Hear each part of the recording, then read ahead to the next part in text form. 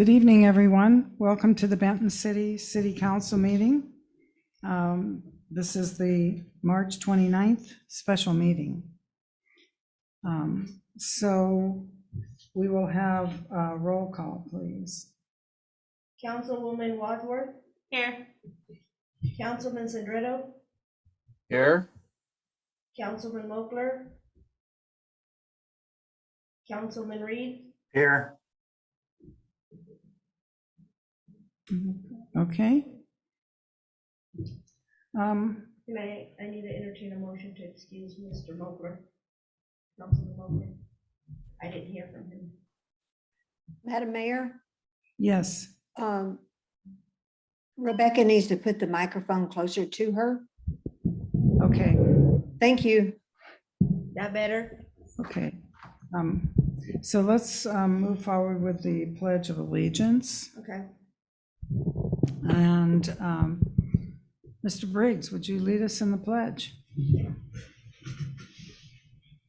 I pledge allegiance To the flag of the United States of America And to the republic for which it stands, one nation, under God, indivisible, with liberty and justice for all.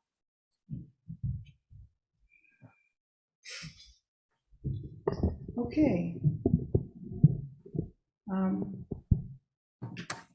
So the most important item that we have this evening to discuss are the city council vacancy position procedures. We found that we are required to have some procedures in place, and Rebecca is going to explain that to you tonight, because the next council meeting will be on the 15th, and we will need to have some procedures in place so you will know what's expected of you this time. So Rebecca, do you want to please take that? Yes, Madam Mayor. With reviewing the RCWs, it is up to council how they want to proceed to fill the vacancy, and I reviewed our policies and procedures and see that we didn't have anything established. And being that the deadline to receive applications is April 8th, and as of right now, we haven't received any. However, I felt that it was important that we go ahead and establish some procedures for when we do get the applications. I know how council wants me to proceed with the applications and questions and everything for the first meeting for the April 19th meeting. So these city council vacancy procedures, I didn't want to reinvent the wheel, so I kind of got some ideas from another city as to what they do and kind of tailored them to our city. For the city of Benton City, I put down some questions that I believe are very pertinent to be asked of each applicant that submits an application. And then I put down what will need to happen after we receive the applications, which would be the conclusion of application period. On there, it states that once the applications are received, that on the next business day following the deadline, I provide a copy of all applications received to the mayor and city council. Now, I think that's pertinent. That way the council has time to receive everybody who's applied. If that's not something they want, then I can take that out.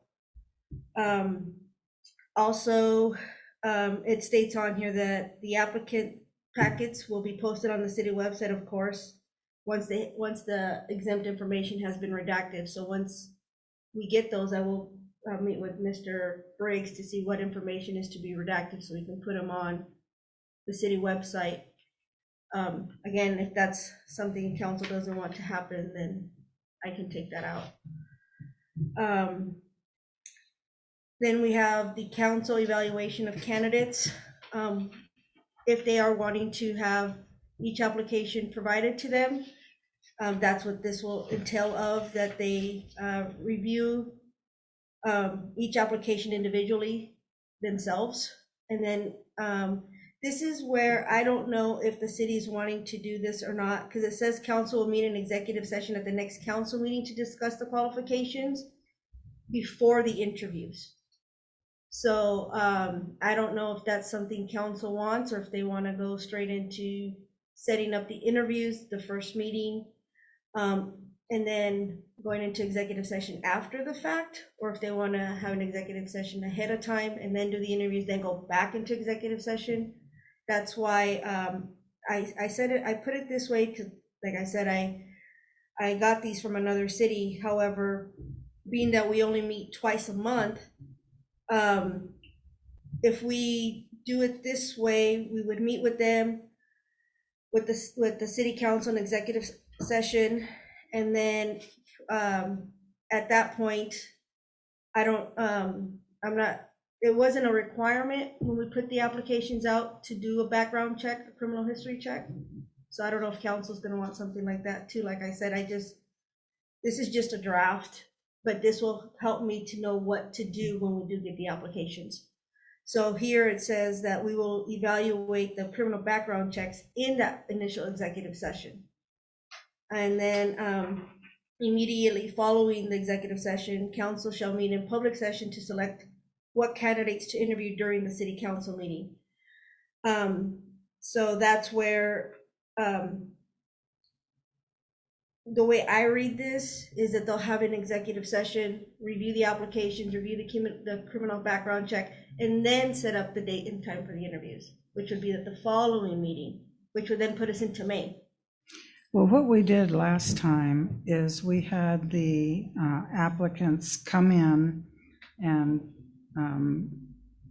really just discussed, their qualifications and why they wanted to be in. Mhm. And then they went into executive session and chose one of them. Okay, But I don't see why we couldn't do them in one meeting. okay, But I think if you wanted to get the information out to the council earlier, you could do that, and they would have time on their own. mhm.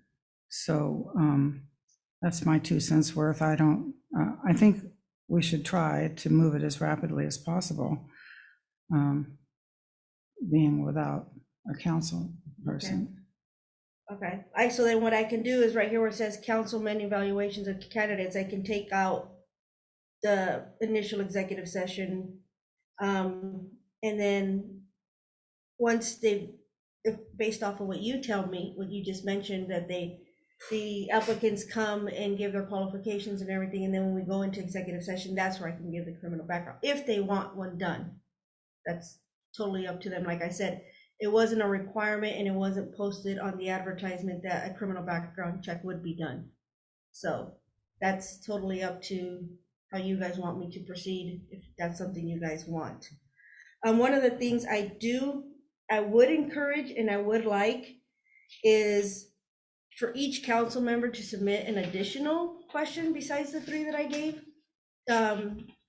If there's questions that they want to know. One of the things that Craig did mention to me when we were going through this initial posting of the vacancy is that each applicant that submits an application, all of them have to have the exact same questions asked to them. And so right now, like I said, I feel these 3 are really good, but I would like to at least get a question from each additional council member if there's something that they want to know about the applicant that I could add to this list of questions. So they can email me whatever question they want, and I can add it to the list. And then I can have the list of questions ready for them the date of the interviews for the candidates, that when we meet with them at the meeting. Because we'll have, 11 days between?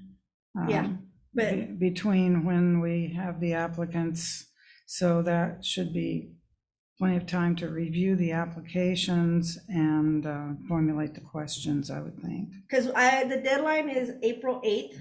Now, keep in mind, I'll be gone that whole week.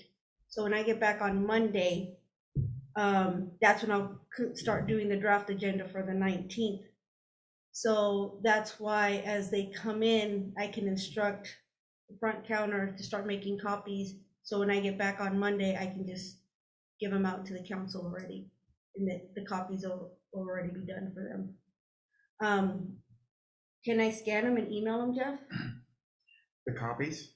The applications to each council member? I don't see why you couldn't do that. Okay, I think Right. that'd be easier. if I These would scan. be public records, so they would be subject to the Public Records Act. And I don't know that this would not be considered a typical application for employment. So I don't think the records would be completely exempt under that. There could be other exemptions that would apply, but certainly no general exemption under the employment application prong of the Public Records Act. Mhm. If I could just add a couple of things, you had mentioned deadlines. 90 days is the deadline Yeah. from the vacancy, so you want to keep an eye on that. Otherwise, the county has the authority to appoint the council member. The state law requires that the council member be a resident for at least 1 year prior to appointment, and must be 18 years of age or older and a registered voter in the jurisdiction, which with Benton City, it's at large, so it could just be someone who lives in the city for a year. And whatever procedures we adopt, we want to make sure that we apply those uniformly, as Craig had pointed out. Because now if we do create a process, we want to make sure that it's even-handedly applied to all candidates. Because although we don't have an obligation to create some sort of, standards for council members, once we do, we've got to hold them all to the same, obligations. Mhm. That's why I'm trying, this is just a procedure for me to know what to do after I get the applications. Right. Because I did, on the announcement, I did go off of what RCW says, 1 year prior to appointment, 18 years or older, registered to vote. I did stick to those. I didn't add anything else. The only thing that caught my eye was a criminal background check, but I put it in there, but like I mentioned, that's up to the council if they actually want that or not. Then I'll take it out of the procedures and we don't have to deal with it. So next we have the interview meeting, how the meeting will proceed. It will be a regular scheduled council meeting, which on the books for right now is April 19th. At the opening of the interview meeting, I think we would do that first, or we probably have to reorganize our agenda for that meeting, if you're wanting to do that before resolutions and everything else, or if you're wanting to put that at the end. So we might want to think about I guess it configuring depends our on agenda. how much we have. Yeah, If we have a lot of things, we might want to get them through with that first. yeah. So it will be an open public meeting. The mayor shall provide an overview of the format of the ground rules of the meeting. The applicants, in order of appearance, they're just going to be random. It's not going to be like 1, 2, 3. I'll just, however you guys want me to do it, random at that day, pull it out of a hat. Okay, you're Yeah. next. However, I did notice that on this, these processes and procedures that I saw, I don't know if I added it on here or not. Oh yeah, I did. It states that to ensure each candidate has a fair and equal opportunity to speak with council, all candidates shall be sequestered at City Hall for the duration of the candidate interview. So what that means is that all the candidates will be in that office back there and will be brought in one at a time, and then go back over there until all the interviews are done. And then once they're all done, they'll all come out. And then And- we'll have to have a way to close off this if we're going to be in closed session here in person. That's the other thing. Once we go into executive session after that, that's what I was gonna ask you. Where are we gonna have everybody go? Are we gonna have them wait outside? We could probably go in this back room or. Or we go in that Diana's. office and they stay here? That's why I need to get all the logistics figured out. So that way we can have everything ready for that meeting, because these walls are pretty thin and these microphones are loud. Mhm. So they will be able to hear everything. So Yeah. my thought was, everybody stay here. I put Zoom on pause, and the council, the attorneys, and myself and yourself go to the big table in the other office and have our executive session there. Yeah, that could work. Okay. Okay. But they, at that time, all the other candidates will be sequestered that over there. And then once we're done, we'll just swap. We go that way, they come this way. Or can't they just stay in the meeting once they've come out? Yeah, they'll come over here and stay in the meeting, and then Yeah, we'll okay. excuse ourselves to go to the other office, is my thought. Okay. Okay. It says each candidate should have no more than 30 minutes in length. The council may reduce to 30 minutes if a number depends on how many applicants. If we get more than 6, then of course it'll be shorter. Well, we don't want to be here till midnight either. Exactly. That's why. So it kind of gives a breakdown of what the 30 minutes will consist of. The applicant shall present their credentials to the city council up to 10 minutes. The city council will then have the questions that they predetermined asked, and then any informal question and answer period which council members may ask and receive to miscellaneous follow-ups of the questions that they asked. So, and then the voting. Upon completion of the interviews, city council may convene into executive session to further evaluate the candidates. However, all interviews, nominations, and votes taken by council shall be an open session. So what that means is we'll be able to go in there, talk about the qualifications, but if whoever the council wants to nominate, we'll have to come back out of executive session and do the nominations out here in open session. So no nominations in. No executive nominations session. in executive session, no. This is something you requested I put in, that score sheets be tallied up by me, and candidates who receive a minimum of 70 will be considered to move forward in nomination. So I still have to create those score sheets for you, for the council, if that's what they're wanting. And then I'll tally them up and then let you guys know who scored 70 or higher. That way you know who is able to be nominated once we come out, based off of all that. Is that something we can do, Jeff? Set up?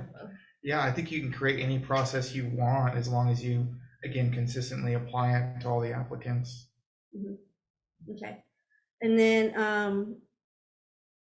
after the nominations are put, I just put something on here that says nothing shall prevent city council from reconvening into executive session to further discuss the candidates' qualifications. And then if in the event of a tie vote, the breaking vote shall be cast by the mayor, and then the mayor shall declare a nominee receiving the majority vote as a new council member, and then he or she shall be sworn at the earliest opportunity, no later than the next scheduled city council meeting.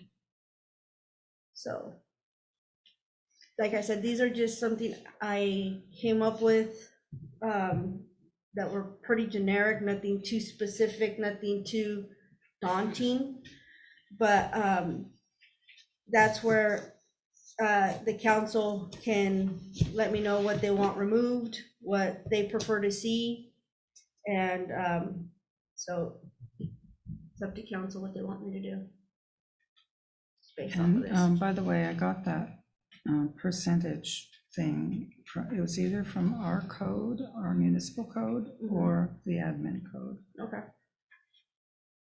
So if So the it's in council, there somewhere that we have to set a minimum score. okay, so if the council has any questions, I'm free to answer them for them. So does anyone have questions or suggestions on how you would like to handle this interview process? Madam Mayor, Yes. I don't see that our process was flawed before. However, I also don't see a problem with a background check and some interview questions. Those are pretty standard. So that process sounds fine. I don't know that there's anything else in there that I found appealing or disappealing. So I'm okay with it. Okay. Thank you. Mr. Reed, do you have any suggestions one way or the other? No, not at all. I'm completely comfortable with what's been brought up. And I do like the idea of the standardization and the time limit. I think it protects us as well. Yes, I agree. Okay. Jessica? I'm also right there with them. I think having a procedure to follow, especially in the future, and being consistent is something that will definitely benefit the city in having any issues going forward. So no, I'm in favor of this. Okay, well, good. Well, thank you, Rebecca, for all your work. So just to confirm with you, Madam Mayor, you're wanting to take out the initial executive session and just go straight into the interviews? Right, I think we should go straight into the interview and provide them everything that they need ahead of time, Okay, just so we don't have to go another 2 weeks. okay. I will do that. I'll redo these and then I will send them out to the council so they have them for Okay, the April 19th meeting. all right, thank you. Should we entertain a motion then to adopt that as our process? Certainly. Would someone like to move to adopt this process As amended? as amended? I make a motion to approve the process for the placement of the next city council member As amended. as amended. Thank you. Thank you. I'll Thank- second that. Okay, thank you. Okay, all in favor, say aye. Aye. Reed, aye. Sandra, do I? Okay, motion carries. Thank you. All right, the next item on the agenda is the Dale Avenue Extension West. And I believe Mr. Rainey is going to talk to us about that. Yes, I don't know if everybody's had a chance to read through the little memo that I wrote up. I have. Okay. Don't know if others have. You might want to just summarize it. Okay, so in summary, everybody knows where King Beverage is at, I take it. And that's at the west end of Dale Avenue. And they were expanding their facility, and as part of that, we required them to extend their water line and add another fire hydrant. And shortly thereafter, the property owners of north of King Beverage were talking about adding or extending Dale Avenue as a commercial or a light industrial binding site plan. And with that, we required King Beverage to stub out their 8-inch water line to their property line. And so those plans were approved in, I think, June 6th. And then in October, the next set of plans came in, and the water line at King Beverage was not installed yet. So we couldn't require the people extending Dale Avenue to hook up to a water line that's not there. And in the same token, we couldn't go back and require King Beverage to connect to a stub from a water line extended in Dale Avenue, because they already had approved plans. And so we were kind of caught there with who's going to make the connection. And we had several discussions with the people putting in Dale Avenue, and nothing was successful to work something out with them and their contractor. And so we had another contractor come in. It was a contractor that was working on the lift station. So he already had equipment in the area, and he just brought that up and made that connection. The parts were purchased by the city to save on any kind of markups. And the reason we chose to move so fast was that the fittings we needed were only guaranteed for that day. The one company that had the fittings said you either have to buy them today or they'll be sold tomorrow. And so we went ahead and did that so we could make sure we have that loop system there and better fire flow at the end of Dale and at King Beverage. So we have, the fire flow we need out there at the light industrial area. And that's kind of how we move forward with it. Just wanted to let everybody know that that's how it took place. So I guess if there's any questions on that. Madam Mayor, may I have the floor? Yes, you may. Alan, information you provided is for the work done by ICW only. Do we know how much the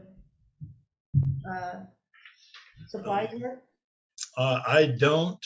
I believe, I know Jose had worked on that, and I'm not, from what I understand, it was around $2,000.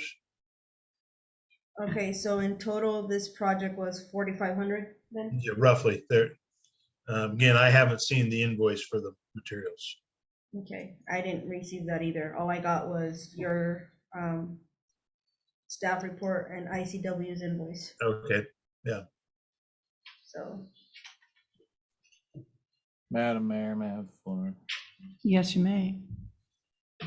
So, and let me get this correct, Alan. We have two developments. mhm, One's an established property. The Right. other's a developer. And now we're getting stuck with putting $5,000 in because one of them can't agree with the other. That what I understand? that's part of it, yes. But also, it was a timing of when plans were approved and when, if King Beverage had put their water line in and had the stub there before the Dale Avenue project was underway or approved, we could have required them to connect to an existing stub. But when we approved it, the King Beverage water line had not been installed. The King Beverage water line was probably installed roughly end of November. And the Dale Avenue water line was extended, and that was installed probably about 2 or 3 weeks after. And we had lengthy discussions with the contractor, and where the lines that were stubbed out, the one that King Beverage put in was 10 feet beyond their fire hydrant, and where the line to be staked for the Dale Avenue extension was about 5 feet short of that, or east of that location. And we got in a pretty good, a few different discussions with the contractor and tried to get them to line that up with the existing line. And they wouldn't do that. They would say, we're putting it where it's staked out. And at that point, and they were directed to do that 3 times. And rather than, because I felt like we were already spending so much time, because I'd been involved in 2 meetings for this and probably spent 4-5 hours on it. And rather than going through and trying to, we discussed about going talk to the city attorneys, and we would have asked them what leverage we have and what we can do to make them do the connection. But we felt that we probably would have spent as much or maybe even more time and money than making the connection. And so that was part of the driver. We just decided, let's just do that, get it done with, rather than burn a bunch of money, a bunch of people's time and effort, and still be the possibility be at ground zero that we couldn't force or get either contractor to make that connection. So that was kind of a driver for us.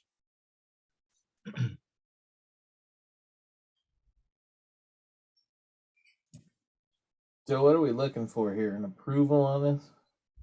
Well, I don't know. I was just told that we wanted to bring this to council, so I guess, I don't know if there's a motion attached to this, or I think maybe it was just to make you guys aware of what happened there in the expenditure, because we ended up discussing this with Linda, just to make sure she was on board with it. And so she said that sounds reasonable to her. So we went ahead and moved forward with that. And, Jose and Sergio, the Public Works, were involved in discussions and meetings. And,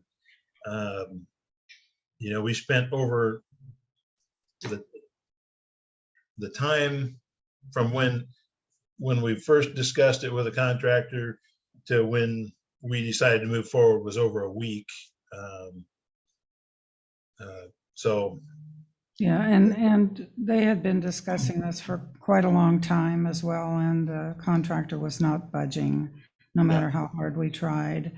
And it was taking up Jose's time, Sergio's time, and your time. So Yeah.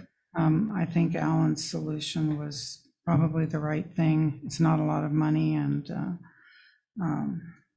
hopefully next time when we have an expense like this that exceeds the 2,500, although each incident didn't, but we still felt that we needed to bring it to the council to make them aware of it.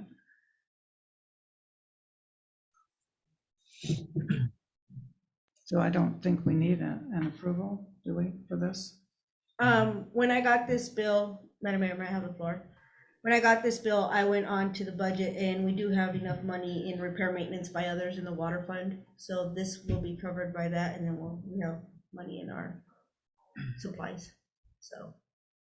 Okay, so we don't need Yeah, an and Alan and I did, or Mr. Rainey and I did discuss this briefly, and I agree with how he set this out in terms of the cost benefit analysis for the city without getting into too much specifics that would require an executive session.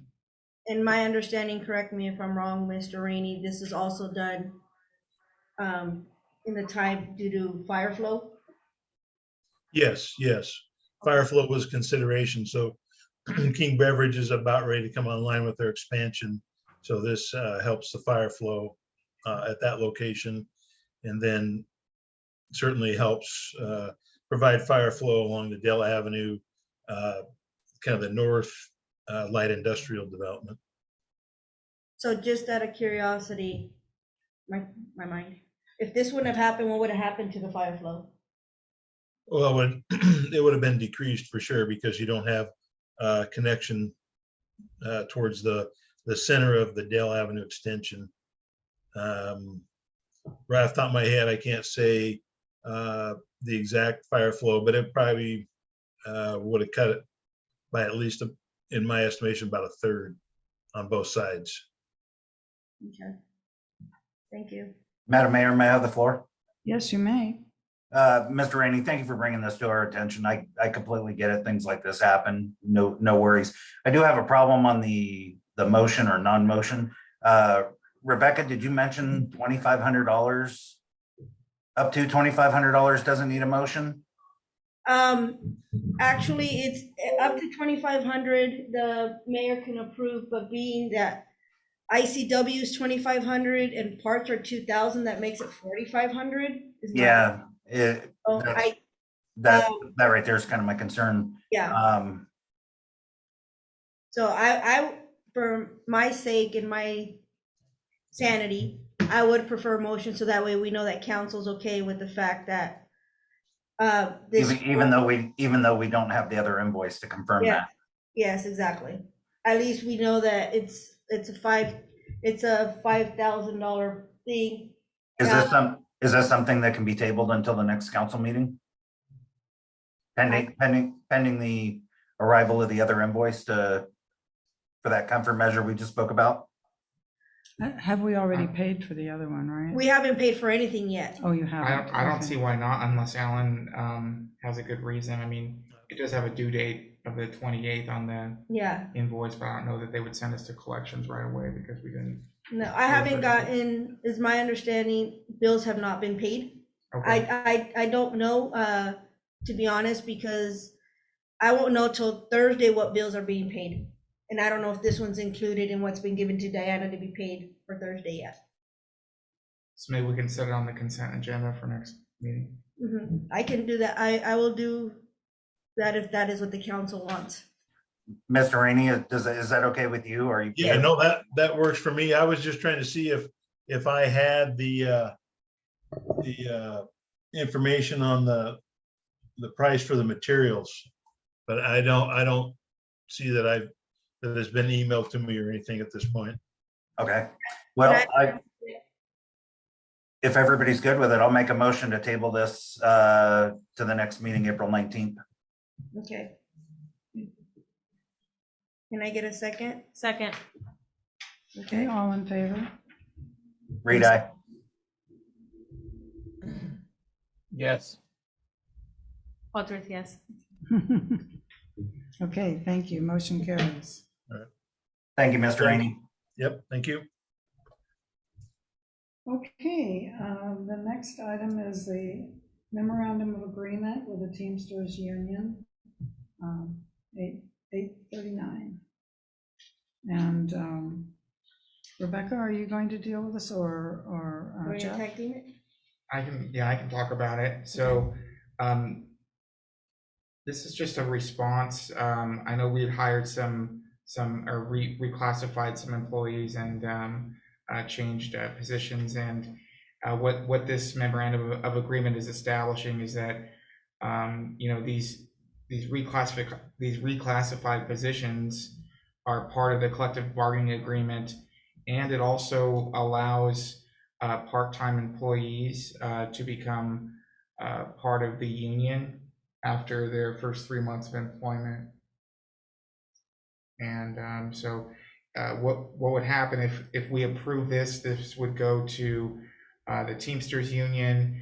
They would need to approve it as well, and then the next step would be A updating resolution.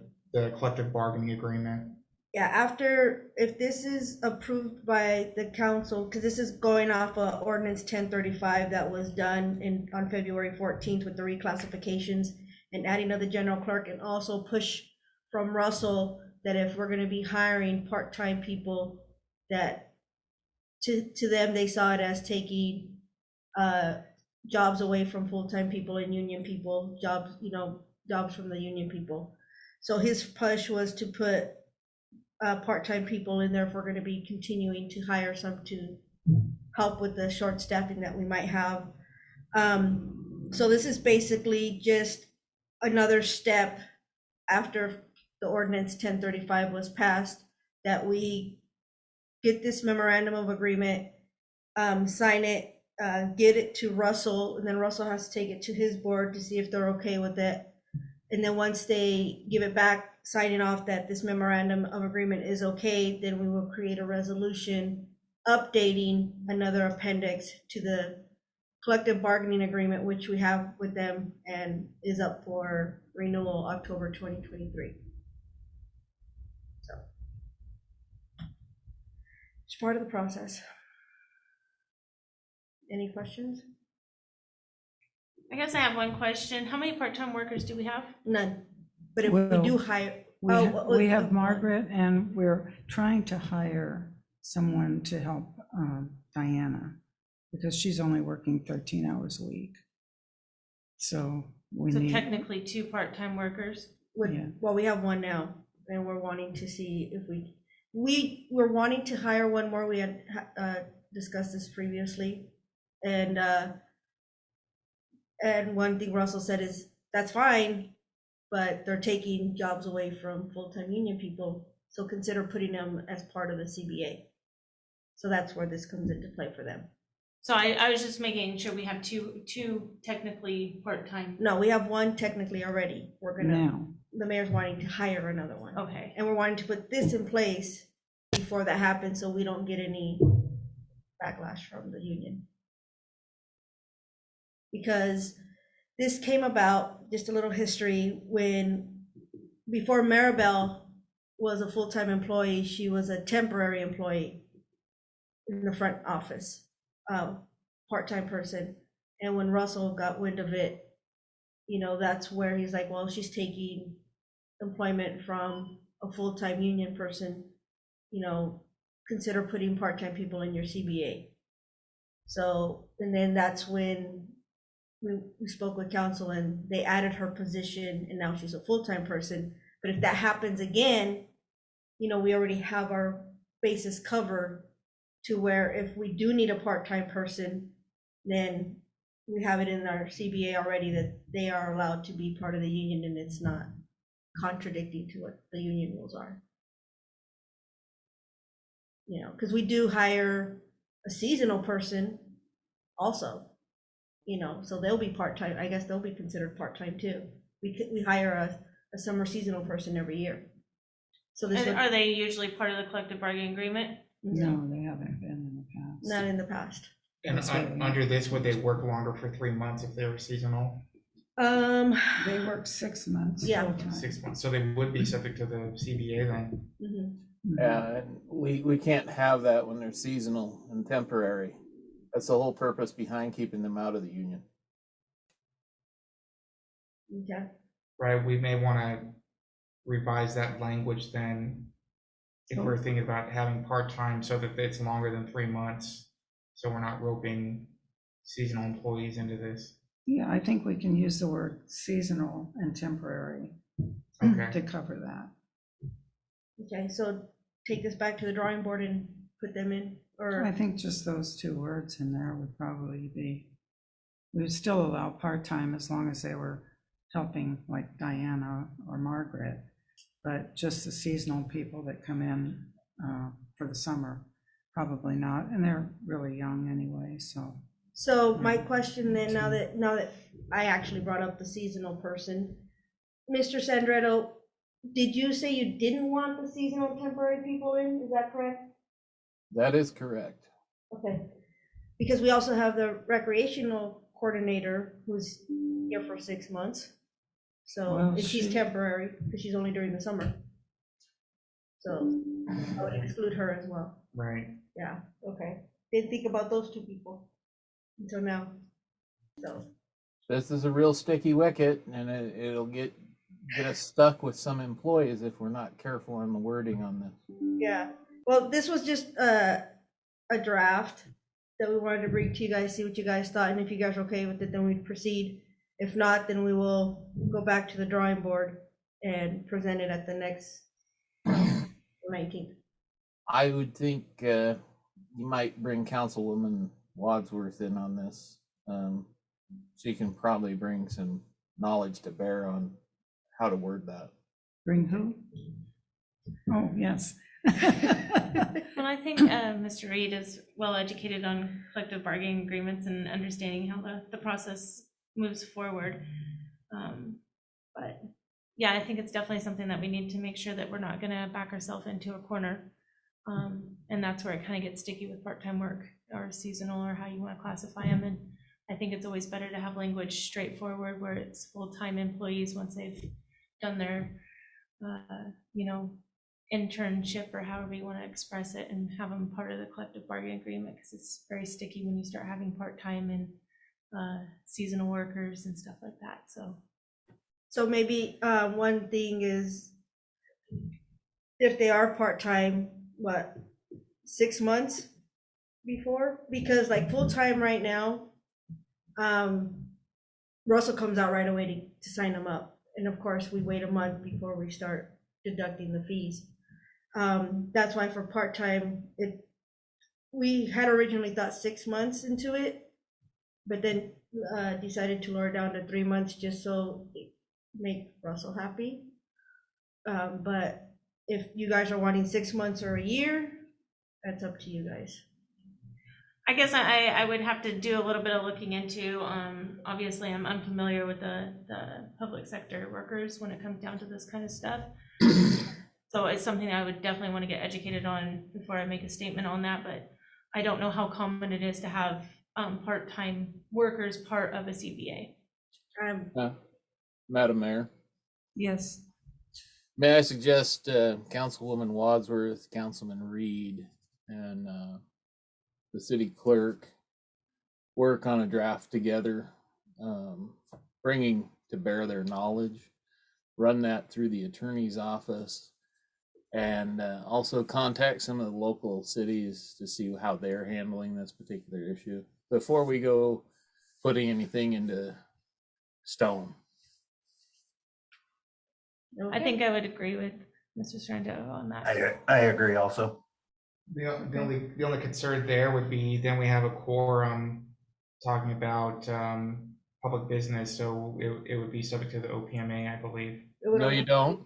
Oh, was it only two? Read Only it. two.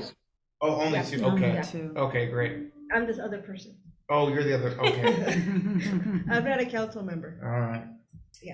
Okay, so I'll do that. I'll set up an appointment. I'll try to set up a meeting with Councilwoman Wadsworth and Councilman Reed, and also provide them a copy of our current collective bargaining agreement, so they can look at what the stipulations that they currently have right now, and do some research of other cities that, see if they have any I believe part-time. Pasco is Okay. part of the collective bargaining agreement, so that's one that you could probably look into. Yeah, I'll look at Pasco, West Richland, Prosser, see if they have any part-time people and how they have it worded, and if not, then see what I can find.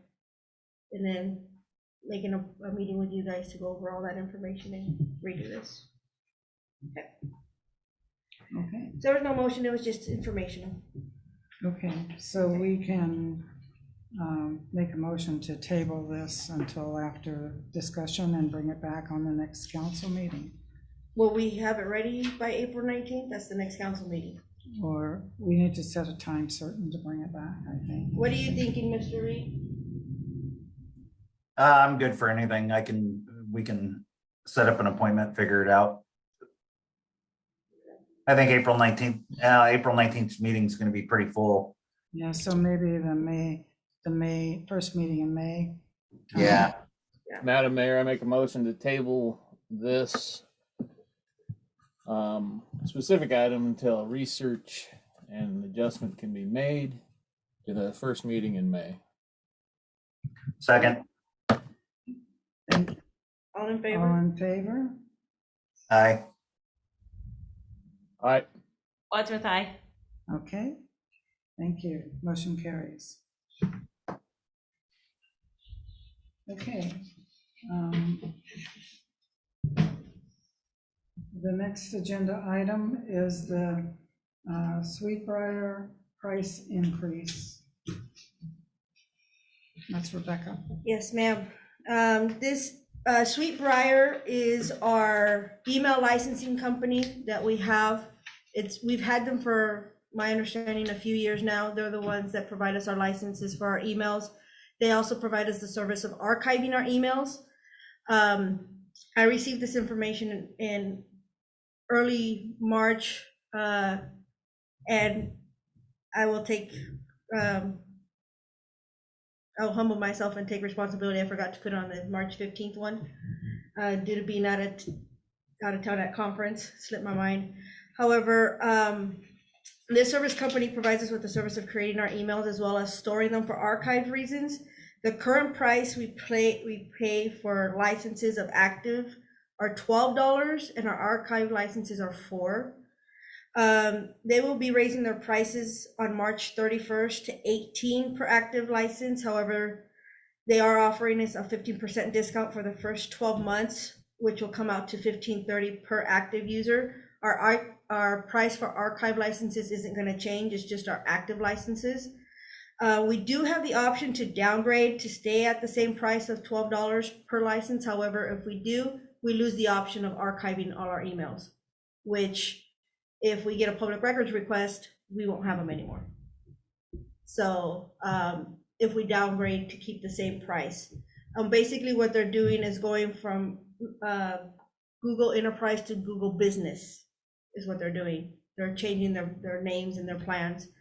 And this is the one that they recommend for us to, it's the same thing as we get now, it's just that the price is gonna be $6 more. But the the price of $18 will go into effect March of next year, not the 31st of this month. So for the remainder of this year, it will increase by $712.80. But beginning next year, our contract will increase to $4,608 after. Madam Mayor, may I have the floor? Yes, you may. Are we under contract or have we already expired our terms of the contract with them? I haven't seen a contract for them. I'm still searching through contracts to try to find all the I contracts. believe we've had a contract with them for some time. And is that contract current or has it expired and we've just been running with them anyway? I don't know. I can't answer that. We Yeah. haven't won the contract. Yeah. I know we've been paying a monthly since I started, and I haven't received a contract renewal, so I don't know exactly how long it is. If it's just something that was established. What I was proposing, what I was gonna propose to council is, since we're kind of pushed up against the wall with March 31st being this Thursday, is take on the first 12 months and give me time to research to see if we can find somebody else if they're wanting to in that time frame and see what they're wanting. But if we don't renew with them by March, the way I read the email is if we don't give them the option, they're automatically gonna put us in the $18 one. And then my next question would be, you said if we went with the lower price, it would get rid of the archive, and wouldn't that be an issue on? Yeah, that's not a viable. I was gonna say, I don't feel like that would be a Yeah. second option for us. Mhm. So that would be my biggest concern on that is, I don't even think the lower amount is gonna be suitable just for it opens up. So it's, that. we had three options. It's the plan we have now is $18. The standard is $12. We lose the archive licenses. And then it's a suite one, but it's $20 a month. So I knew that was out of the question to go higher. So that's why I only presented these two options of upgrading to the plus or going down, because I knew that the $20 one would. I don't think going down is gonna be an option. I don't either. So like that's. obviously- Yeah, not a good Yeah, alternative. I didn't think so either, but I wanted to let you guys know if that option was there. No. Yeah, Rebecca, Yes, sir. I think what we need to be doing is we'll make a motion, we'll pass this extra expense. And then we're gonna need somebody to be talking to the state Department of,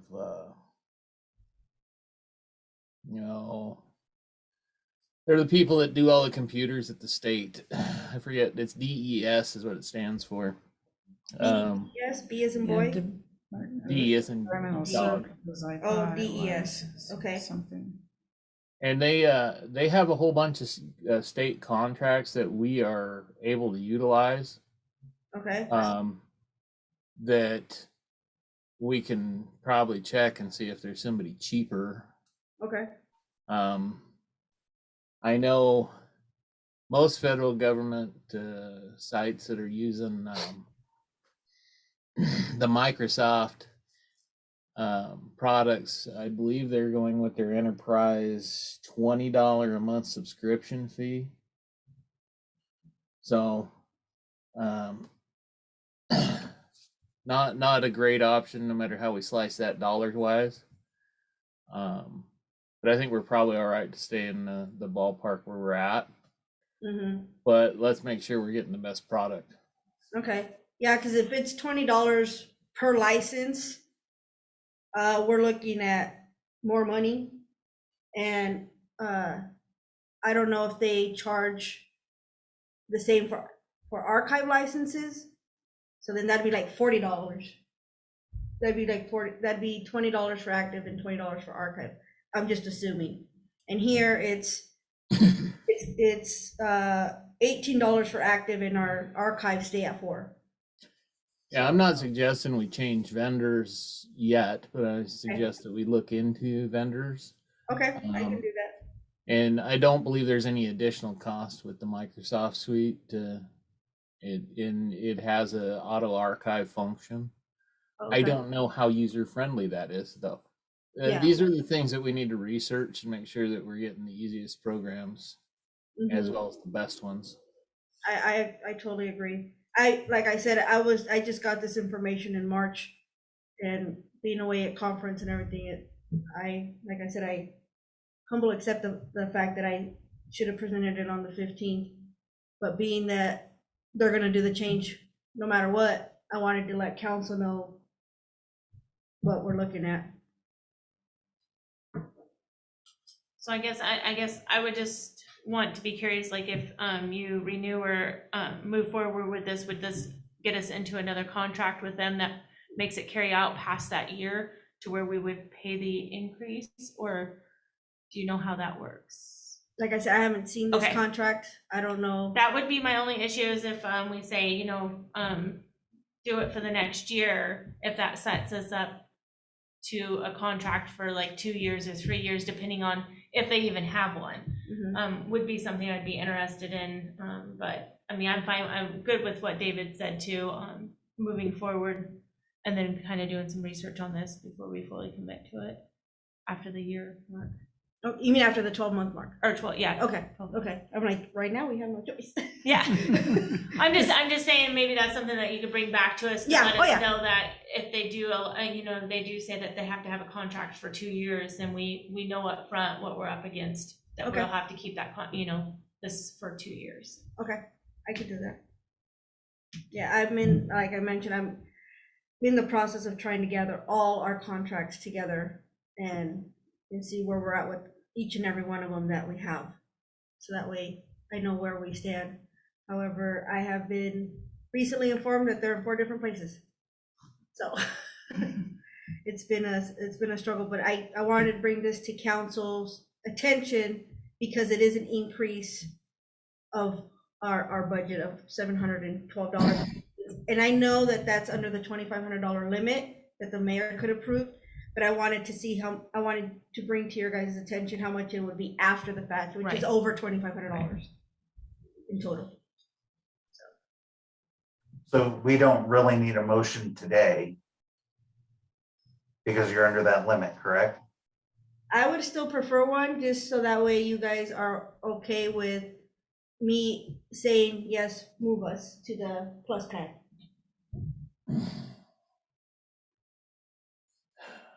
Madam Mayor, I make a motion to allow the city clerk treasurer to upgrade our services and email workspace with Sweetbriar in the amount of $712.80 for the next 12 months, in the amount of $4,608 thereafter, if this is the most suitable software. I'd second that. All in favor? Rita, Sandra, I. Wadsworth, aye. Okay, motion carries. And with that, I believe that's the end of our business, and I would entertain a motion to adjourn. Motion to adjourn. Second. aye. All in favor? Aye. Aye. Okay, thank you. Meeting is adjourned.